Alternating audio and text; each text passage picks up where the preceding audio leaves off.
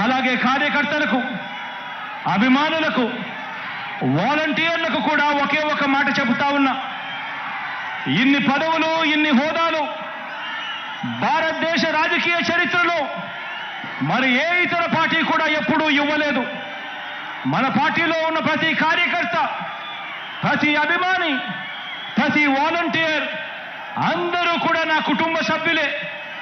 వారికి ఖచ్చితంగా మంచి జరుగుతుంది, ఖచ్చితంగా మంచి జరిగించేందుకే మీ బిడ్డ ఉన్నాడు అని కూడా ఈ సందర్భంగా తెలియజేస్తా ఉన్నాను. వారు మరో 2 మెట్లు ఎదిగేందుకు చరిత్రలో ఎప్పుడూ కూడా చూడని విధంగా, చరిత్రలో ఎన్నడూ లేనన్ని కార్పొరేషన్లు, వాటిలో చైర్మన్లు, డైరెక్టర్లు, ఇలా ఎన్నడూ లేని పదవులు, ఎన్నడూ లేని విధంగా సర్పంచుల మొదలు ఎమ్మెల్యేలు, ఎంపీల వరకు కూడా గెలిపించుకొని ఇంతగా అవకాశాలు ఇచ్చిన పార్టీ కూడా మరెప్పుడూ కూడా చరిత్రలో ఏదీ లేదు. ఒక్క వైఎస్ఆర్ కాంగ్రెస్ పార్టీ తప్ప అని కూడా చెప్పడానికి గర్వపడతా ఉన్నా.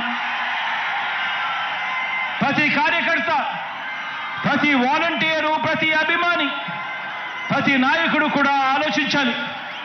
మన పరిపాలన చూశారు, అందరూ కూడా ఆలోచన చేయాలి. మన 5 సంవత్సరాలు మన పరిపాలన చూశారు. గతంలో 5 సంవత్సరాల చంద్రబాబు నాయుడు గారి పరిపాలన కూడా చూశారు. మిమ్మల్ని నేను ఒకటే అడుగుతా ఉన్నా, ఈ రాష్ట్రానికి మీకు ఎలాంటి నాయకుడు కావాలి అని చెప్పి అడుగుతా ఉన్నాను మిమ్మల్ని అందరినీ కూడా.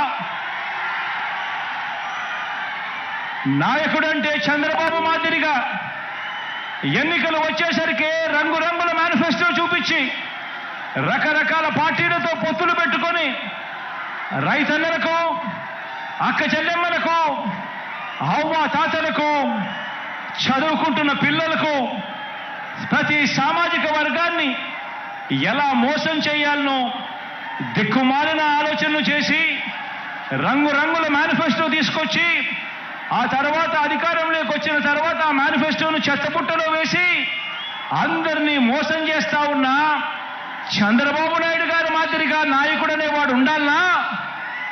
లేక నాయకుడంటే ఒక మాట నోట్లో నుంచి వచ్చిన తర్వాత మరీ ముఖ్యంగా ఎన్నికల ప్రణాళిక అంటూ, ఎన్నికల మేనిఫెస్టో అంటూ రిలీజ్ చేసిన తర్వాత ఇక కష్టమైనా కూడా, నష్టమైనా కూడా మాట మీద నిలబడే, కరోనా లాంటి కష్టాలు వచ్చినా మాట మీద నిలబడే నాయకుడంటే మాట ఇస్తే తగ్గేదే లేదు అని చెప్పి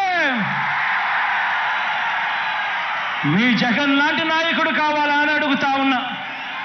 ఆలోచన చేయమని అడుగుతా ఉన్నా. నాయకుడంటే ఒక మాట ఇస్తే 4 సార్లు ఆలోచన చేసి మాట ఇవ్వాలి. ఇచ్చిన తర్వాత ఆ మాట తప్పకూడదు, మడిమ తిప్పకూడదు.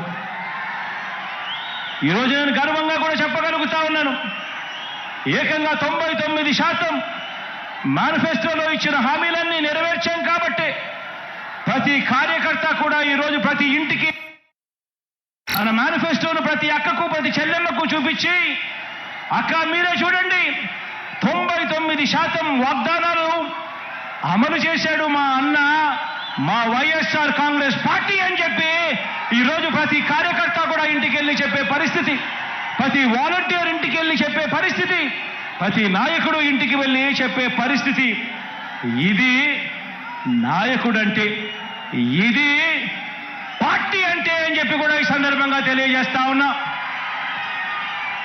నాయకుడంటే ప్రతి కార్యకర్త కూడా కాలర్ ఎగిరేసి అదిగో మా నాయకుడు, అలాంటి వాడే మా నాయకుడు అని ప్రతి కార్యకర్త కూడా కాలర్ ఎగిరేసి చెప్పుకునే విధంగా నాయకుడు అనేవాడు ఉండాలి.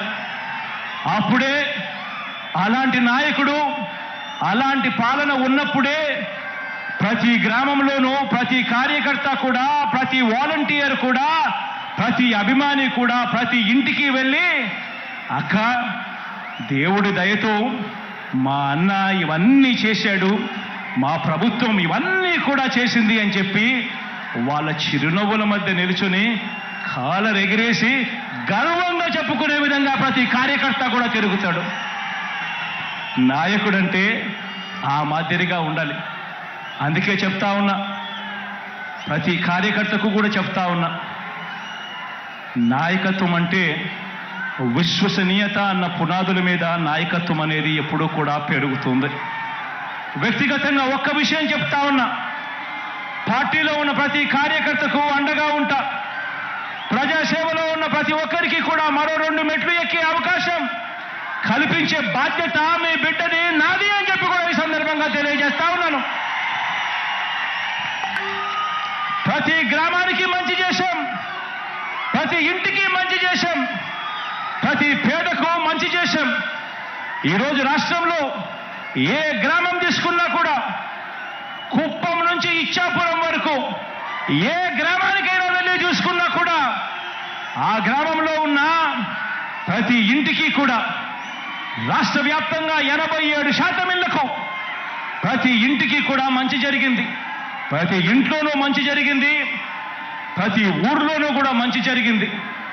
ఈరోజు ఏపీ నీడ్స్ జగన్ అనే కార్యక్రమంలో ఈరోజు మీరందరూ కూడా మీ సచివాలయ పరిధిలో జరిగిన మంచి గురించి మీరంతా కూడా చూస్తూ ఉన్నారు. ఈరోజు అక్కడికి వెళ్ళి అన్వీల్ చేసే ప్లాంకును చూస్తే ప్రతి గ్రామంలోనూ ప్రతి సచివాలయం పరిధిలోనూ ఏకంగా 20 కోట్ల రూపాయలు పైగా ఈరోజు మంచి జరిగి నేరుగా నా అక్క చెల్లెమ్మల కుటుంబాల ఖాతాల్లోకి ఈరోజు వెళ్ళినట్టుగా కనిపిస్తుంది. ఈ మార్పు గతంలో ఎప్పుడూ కూడా చూడనిది. ఈ మార్పు గతంలో రాష్ట్రంలో ఎప్పుడూ కూడా జరగనిది, దేశంలో కూడా ఎక్కడా కూడా జరగని ఈ మార్పు. అందుకే చెప్తా ఉన్నా, ప్రతి ఇంటికి మంచి చేశాం, ప్రతి ఊరికి మంచి చేశాం. మన హయాంలోనే బడులు బాగుపడ్డాయి, ఆసుపత్రులు బాగుపడ్డాయి, వ్యవసాయం మారింది. మన హయాంలోనే ప్రతి అక్క చెల్లెమ్మ ముఖంలో కూడా చిరునవ్వు కనిపిస్తా ఉంది. అందుకే చెప్తా ఉన్నాను, వై నాట్ 175 అని చెప్పి, అందుకే నేను ఈ సందర్భంగా గట్టిగా చెప్తా ఉన్నాను, వై నాట్ 25కి 25 ఎంపీ స్థానాలు అని చెప్పి గట్టిగా ఈ సందర్భంగా అడుగుతా ఉన్నాను, చెప్తా ఉన్నాను. పరిపాలనలో మనం ఎక్కడా కూడా తగ్గలేదు.